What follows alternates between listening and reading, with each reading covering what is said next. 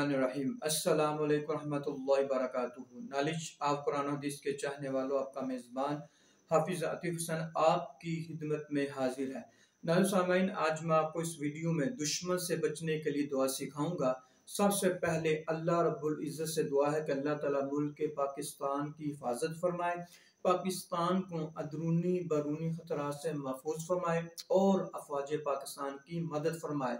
मेरे सामने जब भी किसी दुश्मन का खौफ का अंदेशा हो तो कौन सी दुआ पढ़नी चाहिए, सुनिए मेरे नबी का फरमान। हज़रत अबू मूसा अशअरी रज़ी अल्लाह तआला अन्हु से रवायत है कि आका करीम सल्लल्लाहु अलैहि वसल्लम जब किसी दुश्मन के खौफ का अंदेशा होता तो ये दुआ फरमाते, अल्लाहुम्मा इन्ना नजअलुका फी नुहूरिहिम व नऊज़ु बिका मिन शुरूरिहिम। अल्लाहुम्मा इन्ना नजअलुका फी नुहूरिहिम व नऊज़ु बिका मिन शुरूरिहिम। यह हदीस हमें ये सिखाती है कि जब किसी दुश्मन या खतरे का सामना हो तो सबसे पहले अल्लाह रब्बुल इज़्ज़त से पनाह मांगनी चाहिए। ये आका करीम सल्लल्लाहु अलैहि वसल्लम की हदीस हमें ये सिखाती है कि हर हालत में अल्लाह रब्बुल इज़्ज़त पर तवक्कल और उससे मदद तलब करना मोमिन की शान है।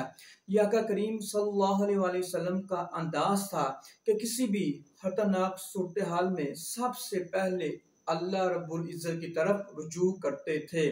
तो नाज़रीन सामीन, ये दुआ आप कसरत से पढ़ें और अपने बच्चों को ज़रूर याद करवाएं। नाज़रीन सामीन, अगर आपको वीडियो अच्छी लगी आप लाइक कीजिए, शेयर कीजिए और मेरे चैनल को सब्सक्राइब कीजिए।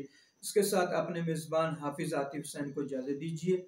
अल्लाह हाफ़िज़ फ़ी अमानिल्लाह। अस्सलामु अलैकुम रहमतुल्लाहि व बरकातुहू।